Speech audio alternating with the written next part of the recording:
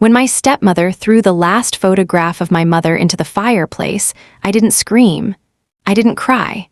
I just stood there and watched the edges curl into black ash while the flames slowly erased the only smile I still remembered. She looked at me with folded arms and said, "It's time you stopped living in the past." I wanted to tell her that my mother wasn't the past. She was part of who I was, but the words never came. I simply turned around and walked upstairs, carrying a silence that had become much heavier than tears. My name is Emma, and this is the story of how I lost my mother twice. The first time happened when I was 9 years old. She had been sick for months. My father tried to protect me from the truth, but children always notice more than adults think. I noticed the tired smile on her face. I noticed how her hugs became weaker every week. I noticed how my father cried in the garage when he thought nobody could hear him. The day she passed away, our house became painfully quiet. Even the old clock in the hallway sounded louder than before. I remember sitting on my bed, holding a family picture, wishing that if I looked at it long enough, she would somehow walk back through the front door. She never did. For years, my father and I learned how to live with the empty chair at the dinner table. Every birthday felt different. Every Christmas had a missing piece. Still, we had each other, and somehow that helped us keep moving. Then, 3 years later, my father met Linda. At first, she seemed kind. She smiled often. She brought homemade cookies whenever she visited. She asked me about school and even bought me books because she knew I loved reading. I wanted to believe she cared. More than anything, I wanted my father to be happy again. When they married, Linda moved into our home. Slowly, little things began to change. My mother's favorite blue curtains disappeared. The old family quilt was packed into boxes. The framed wedding picture of my parents was taken down and replaced with a painting of flowers. Whenever I asked where my mother's things had gone, Linda would smile politely. "We're just making the house feel fresh," she always said. Dad never argued. He looked uncomfortable, but he stayed quiet. I told myself it wasn't worth fighting over furniture or decorations. I was wrong. One rainy Saturday afternoon, while Dad was away helping a neighbor fix a broken roof, Linda called me into the living room. She had found the old photo albums I kept hidden inside a wooden chest in my closet.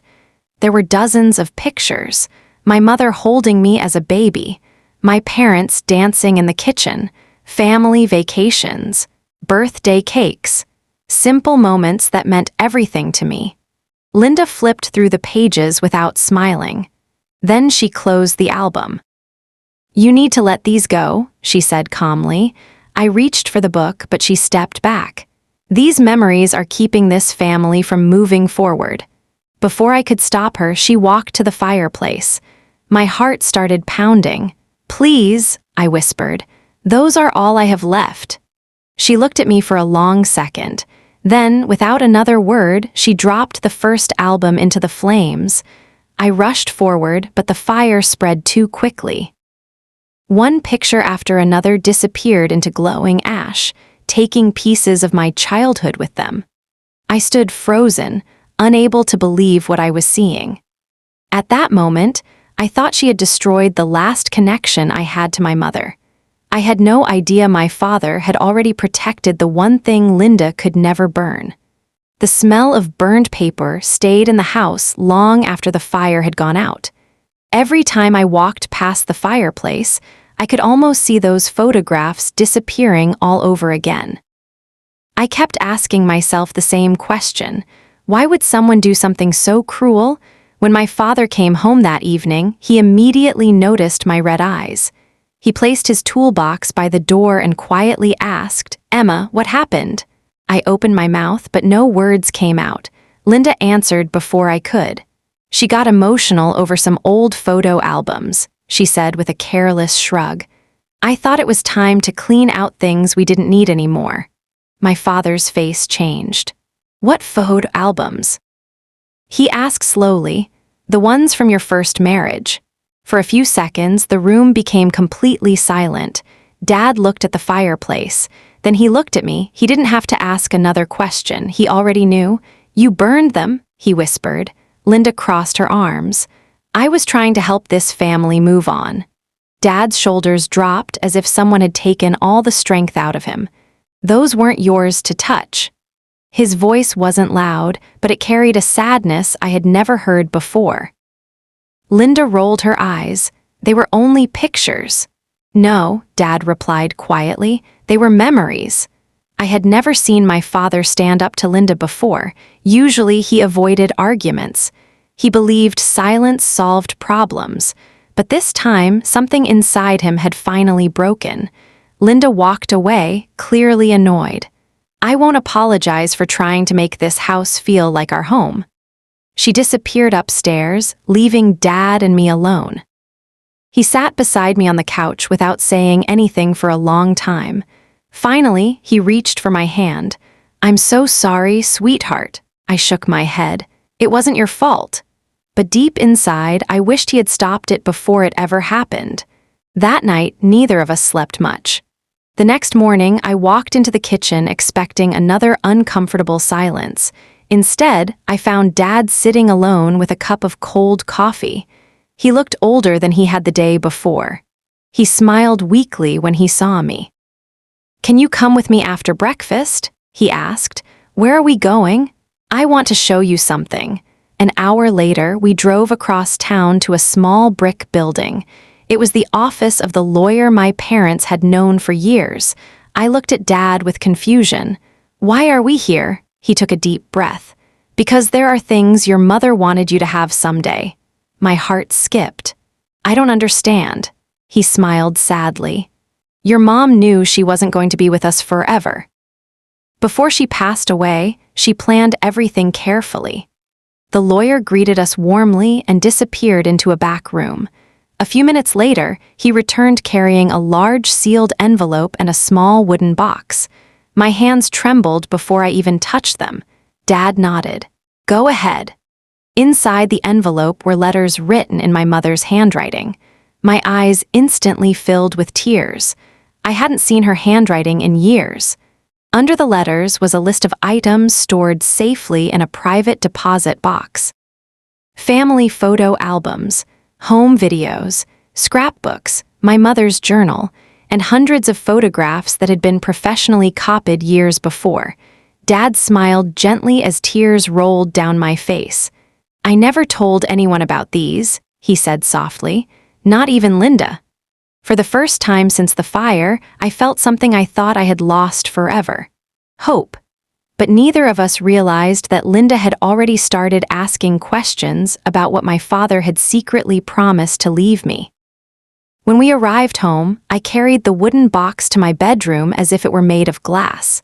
My hands were still shaking. Inside were the letters my mother had written for me, each one marked with a different age. One said, "Open when you turn 18. Another said, "Open when you need to remember how much you are loved." I gently traced my fingers over her handwriting. For the first time in years, I felt close to her again. That evening, Dad knocked softly on my bedroom door. "Can I come in?" I nodded. He sat beside me and looked at the unopened letters. "Your mom spent weeks writing those," he said. "She wanted to be part of your life even after she was gone." I looked down at the box. "I miss her every day." "I do too," he whispered. It was one of the few times my father admitted how much he still hurt. We sat together without speaking. Sometimes silence says more than words ever can. Downstairs, I heard Linda moving around the kitchen. Cabinet doors opened and closed a little louder than usual. It was clear she knew something had happened, even if she didn't know what. The next morning, I found her waiting for me at the breakfast table. "So," she said with a smile that didn't reach her eyes, "where did you and your father go yesterday?" It was personal. Her smile faded. "Personal? Families don't keep secrets." I quietly poured myself a cup of tea. "There are some things that aren't yours to know." She stared at me for several seconds before looking away. From that day on, Linda began watching everything. She asked Dad strange questions during dinner. What were you doing at the lawyer's office? Are you changing your will? Is there something you're hiding from me? Dad answered calmly every time. No, but Linda didn't believe him. Over the next few weeks, I noticed little things. She searched through drawers when she thought no one was looking. She checked Dad's office after he left for work. Once I even caught her trying to unlock the cabinet where he kept important papers. When she saw me standing in the hallway, she quickly smiled. I was just cleaning. I didn't answer. We both knew she was lying.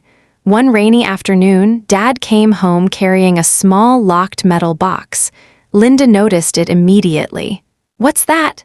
Just some old paperwork, he replied. I'll put it in my office. Her eyes followed him all the way down the hallway. That night I woke up because I heard quiet footsteps downstairs. I looked at the clock. It was almost 2 in the morning. Curious, I slowly opened my bedroom door. A faint light was coming from Dad's office. I walked closer without making a sound. The door was slightly open. Inside, Linda was standing beside the desk with papers spread everywhere. She was pulling open drawers, searching through folders, and trying different keys on the locked metal box. Her face looked desperate. Just as she picked up a heavy paperweight ready to smash the lock, a calm voice spoke behind her. What exactly are you looking for? Linda froze. Dad was standing in the doorway. He wasn't angry. He wasn't shouting. He simply looked disappointed. She slowly turned around, still holding the paperweight in her hand. I was just trying to organize your office. Dad glanced at the open drawers and scattered documents. At 2 o'clock in the morning, the room fell silent. For the first time since joining our family, Linda had been caught with no excuse left to hide behind. And what my father said next would change all 3 of our lives forever. Dad stepped into the room and quietly closed the office door behind him. He looked at the scattered papers, the open drawers, and the locked metal box sitting on the desk. Then he looked at Linda. For a long moment, neither of them spoke. Finally, Dad broke the silence. I trusted you. His voice was calm, but I could hear the hurt behind every word. Linda slowly put the paperweight back on the desk. I wasn't trying to steal anything. Then why were you searching through my private files in the middle of the night? She looked down at the floor. I just wanted to know what you've been hiding. Dad let out a slow breath. I wasn't hiding anything from you. I was protecting something that belongs to Emma. Linda's eyes immediately lifted. So there is something. Dad nodded. Yes. I stood quietly outside the door, listening. I knew I probably shouldn't, but I couldn't walk away. Linda folded her arms. After everything I've done for this family, you're keeping secrets from me? Dad shook his head. This isn't about secrets. This is about promises. What promises? The promises I made to Emma's mother before she passed away. The room became silent again. Dad rested his hand on the locked metal box. Before she died, she asked me to protect certain things until Emma was old enough. Linda's face tightened. So all of this is for her? Yes. And what about me? Dad answered gently. You were never meant to replace Emma's mother. Linda looked shocked. I never tried to replace her. Dad looked directly into her eyes. You threw away her photographs. Linda didn't respond. You packed away every memory of her. You wanted this house to forget she ever existed. Tears slowly formed in Linda's eyes. I just wanted to feel like I belonged. Dad's expression softened a little. I understand wanting to belong, but belonging doesn't mean erasing someone else's place. For the first time since she had entered our lives, Linda looked truly ashamed. She sat down in the chair and quietly covered her face with her hands. I was jealous, she admitted. I hated how every room reminded me of your first wife, every story, every picture, every holiday. I kept thinking I would always come second. Dad spoke softly. You were never competing with her. But that's how it felt. He nodded. I wish you had told me instead of destroying the things Emma loved. A tear rolled down Linda's cheek. I know. She looked toward the doorway where I was standing. Our eyes met. I'm sorry, Emma. Those words were something I had wanted to hear for years, but somehow they didn't erase the pain. I stepped into the room. You didn't only burn photographs, I said quietly. You burned memories I'll never be able to replace. Linda lowered her head. I know. I can forgive mistakes. She looked up hopefully. But what you did wasn't a mistake. It was a choice. The hope slowly disappeared from her face. Dad placed a gentle hand on my shoulder. Then he opened the locked metal box. Inside were several documents, my mother's handwritten journal, a velvet jewelry case, and one thick envelope. He handed the envelope to me. It belongs to you now. With trembling hands, I opened it. Inside was a letter written by my mother only weeks before she died. Folded behind the letter was another document. Dad smiled sadly. Your mother wanted you to have something when the time was right. As I unfolded the paper, my heart began to race. It wasn't just another letter. It was proof that my mother had quietly left me a gift that would change my future forever. And the moment Linda realized what it was, the color completely disappeared from her face. My hands trembled as I unfolded the document. At first, I didn't understand what I was looking at. Then Dad gently pointed to the signature at the bottom. Your mother prepared this before she passed away, he said softly. It was a trust she had created in my name. Inside were instructions, family keepsakes, and a savings account she had quietly built over many years. She had never been wealthy, but she had carefully saved every extra dollar she could. There was also a letter explaining why. I unfolded the letter and began to read. My sweet Emma, if you're reading this, it means you've grown into the young woman I always hoped you would become. I wish I could have stayed beside you longer, but life doesn't always give us that choice. I don't want you to remember me because of what I left behind. I want you to remember how deeply I loved you. The money is only meant to help you build your future. Your greatest treasure will always be your kind heart. Never let bitterness become your home. Forgive when you're ready, but never forget your worth. Love, Mom. By the time I finished reading, I couldn't stop crying. Dad wrapped his arm around my shoulders. She loved you more than anything. I know, I whispered. Across the room, Linda sat quietly with tears running down her face. She wasn't crying because of the money. She was crying because she had finally realized something she had refused to see for years. No amount of jealousy could erase a mother's love. A few days later, Linda asked if we could talk alone. We sat on the back porch where my mother used to grow flowers. The garden wasn't as beautiful anymore, but a few roses were still blooming. Linda looked at her hands before speaking. I don't expect you to forgive me. I stayed silent. I was insecure from the day I moved into this house, she continued. Every picture reminded me that someone wonderful had lived here before me. Instead of accepting that, I tried to erase her. She wiped away another tear. I was wrong. I looked out across the yard. You hurt me more than you'll ever know. I know, but carrying that pain forever won't help either of us. She nodded slowly. I understand. After a long silence, I said something I never thought I would. I forgive you. She looked at me with surprise. Really? I forgive you because my mother wouldn't have wanted me to spend my life filled with hate. Linda began crying even harder. I'm so sorry, Emma.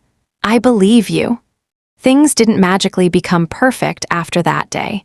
Trust takes time to rebuild. Some days were easier than others. But little by little, our home became peaceful again. Linda even helped me create a new family photo album using the copies Dad had secretly protected all those years. We spent weekends labeling pictures, writing dates underneath them, and sharing stories that deserved to be remembered. One evening, Dad smiled as he watched us from across the room. I think your mom would be happy. I smiled through my tears. I hope so. A few months later, I placed one of my favorite photographs of my mother into a beautiful wooden frame and set it on the living room shelf. This time, nobody tried to move it. Nobody suggested putting it away. It simply became part of our home. I finally understood something my mother had tried to teach me without ever saying the words. Love is never measured by the things people leave behind. It lives in the memories they create, the kindness they give, and the lives they quietly change forever. And no fire, no matter how hot it burns, can ever destroy that kind of love.